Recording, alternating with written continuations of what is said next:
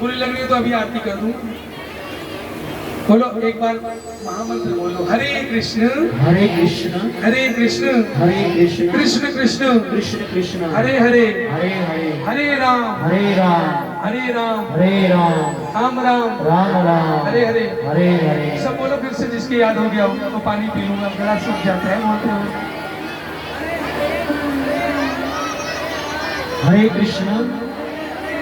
कृष्ण कृष्ण कृष्ण हरे हरे हरे राम राम राम हरे हरे। तो वो राजा भगवान के पास में माफी मांगने गया और अपनी बेटी सत्यभामा, तीसरी रानी कौन है भगवान की? सत्यभामा। बोले हे केशव, मेरी भी बेटी को स्वीकार कर लो क्योंकि आप ही परम पति हो।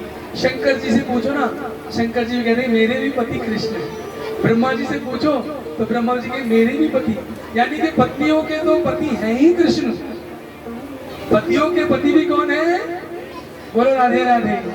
तो जितने जेंट्स हैं वो भी अभिमान मत दिखाना, आपके पति, या पति माने स्वामी होता है, तो आपके भी स्वामी कौन है?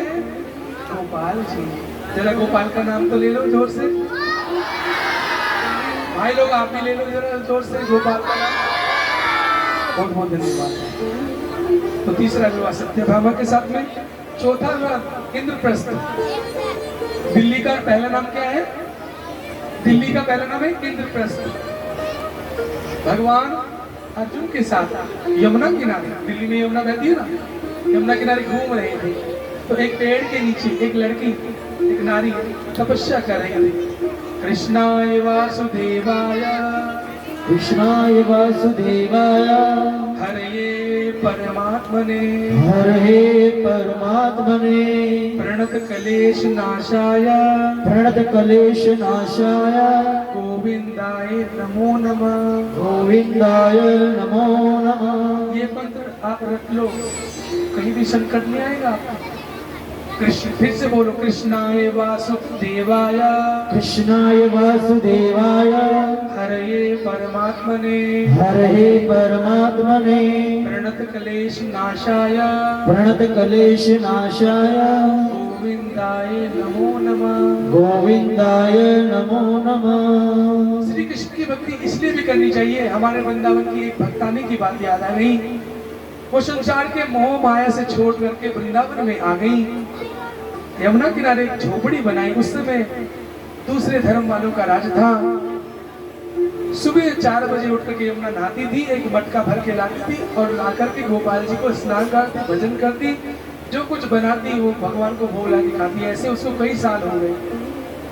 अब विधर्मी राजा को, क्योंकि हमारा वृंदावन सबको अच्छा लगता है ना, तो वृंदावन में घूमने आया वो। अब ये युवा थी, नौजवान थी, सुंदर थी, इसको नहाते हुए देख लिया। नहाते हुए देख लिया, उसके मन में क्या आ गया? दूसरे धर्म वाले राजा के पाप आ गया। वो लोग तो करते ही ऐसे, पता नहीं कितनी लड़कियों को किडनैप करके उठा लेते। तो आप लोग अब ऐसा नहीं होने देना, क्योंकि आपके मुख में भगवान का नाम है। तो उसने क्या किया, झोपड़ी में कोई गेट वेट तो होता नहीं, वो इतने नहा के आई, ये अंदर एक घास में छुप गया, घास फूस में। यहाँ आएगी, यही मैं उसको मार डालूंगा गलत कर्म करके। ये लोग करते क्या है, लेकिन उसके पास किसका बल था? बोलो बोलो, वृंदावन में किसकी पूजा करती थी वो? गोपाल जी की। वो भगवान का नाम लेती हुई आई थी, गोविंद चले आओ, गोपाल चले आओ, गोविंद चले आओ, गोपाल चले आओ। अपनी झोपड़ी में आई और लड्डू गोपाल को स्नान कराया। और ये पीछे से इसने वो जो घास फूस का गेट था वो लगा दिया और महाराज उस लड़की की तरफ गलत तरीके से आगे बढ़ने लगा। तो भगवान वही मूर्ति में से चमत्कार करते हैं। जैसे वो लड़की की तरफ हाथ बढ़ाता है तो लड़की का मुख हट गया और मुख से क्या बन गया? शेर।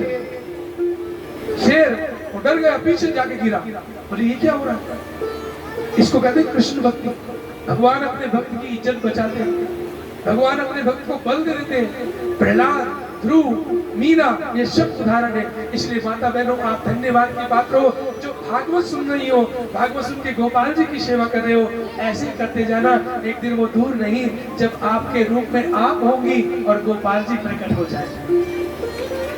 बोलो वृंदावन की हरिया। कई बार उसने उसको टच करने की कोशिश की, जैसे ही उधर पास में आता तो शेर दहाड़ता हुआ लगता। अब तो समझ गया भैया ये हिंदू के जो देवता है बहुत पावरफुल है। डरता हुआ कहने लगा, देवी तुम माता हो, मुझे माफ कर दो, मैं तुम्हारी तरफ गलत दृष्टि से भरा था, मेरा कोई नुकसान ना हो। क्योंकि हमने सुना है अगर कोई किसी की दुआ लेता है तो भला होता है, और अगर किसी की बददुआ लेता है तो उसका कुल का कुल नाश हो जाता है। तो भैया बददुआएं ना लेना, आशीर्वाद दुआ लेना।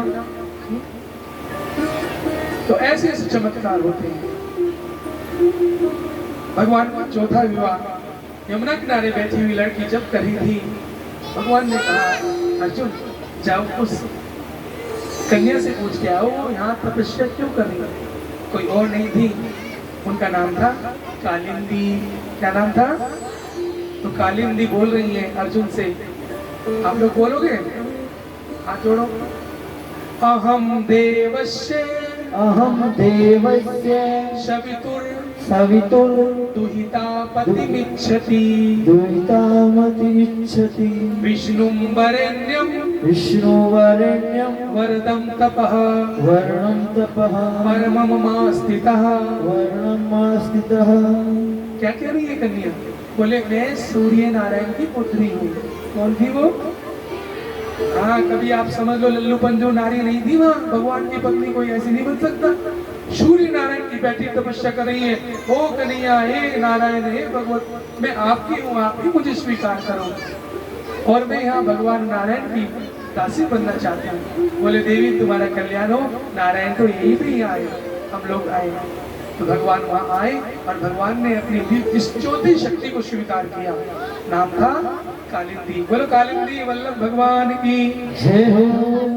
पांचवा विवाह मित्र वृंदा से हुआ। क्या नाम ले तो नाम लो, मित्र वृंदा। छठा विवाह छठी पटरानी कौशल नरेश की बेटी नागन जी थी। इनके साथ की शादी बड़ी अच्छे से हुई। कैसे हुई? इनके यहाँ 7 बड़े खूंखार सांड थे। कौन थे? अरे भैया, कभी कभी उसमें शॉर्ट वीडियो में और व्हाट्सएप पे ऐसी वीडियो आती है कि कोई बुजुर्ग जा रहे हैं और सांड के पास से चले गए और सांड उनको उठा करके पटक देता है। किसने देखी ऐसी वीडियो?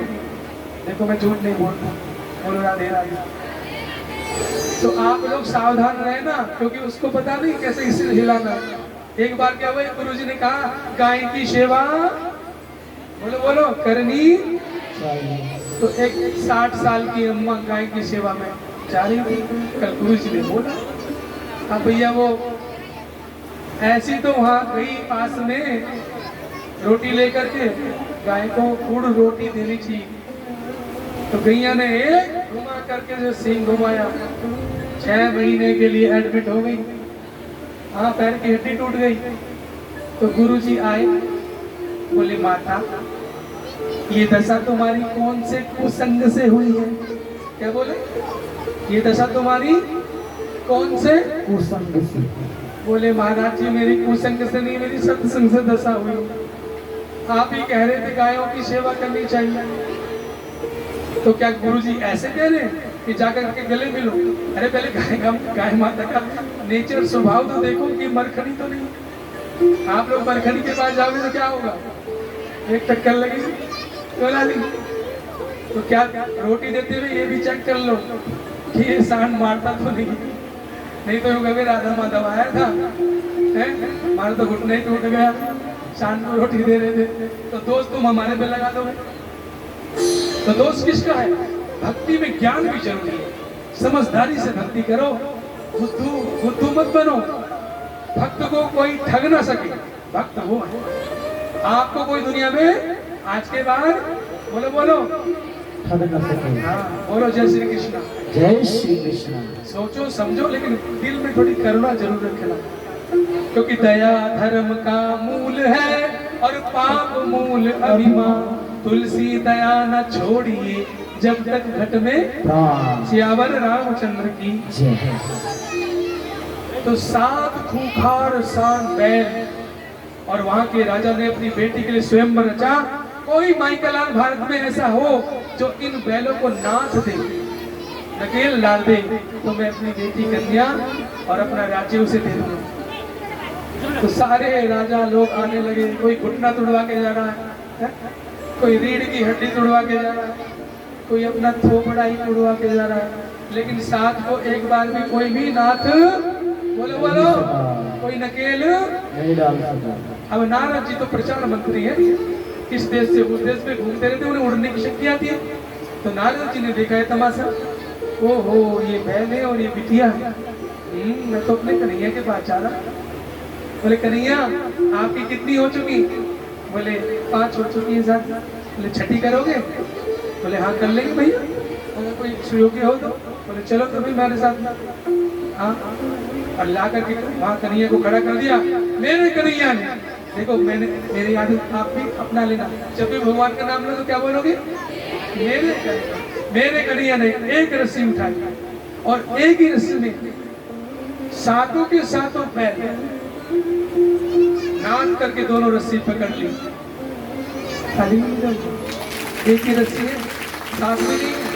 बोलो भक्त वत्सल भगवान ने की महाराज फूलों की वर्षा कर दी देवताओं ने, और नारद आदि देवताओं ने कायम किया है कि हमारे प्रभु से बड़ा ना कोई था, ना है, ना होगा, ना हो सकता।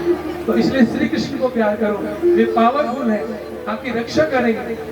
कोई भी पूछे ना किसका सहारा तुम्हें, बोल देना हमें तो गोपाल का सहारा है। बोलो गोविंद भगवान की जय हो। तो गाना चाहते हो आप मेरे साथ में? तो गा लीजिए थोड़ा सा, अभी तो 10 ही बजे हैं, किसी को नींद तो नहीं आनी है। बोलो जय श्री कृष्णा।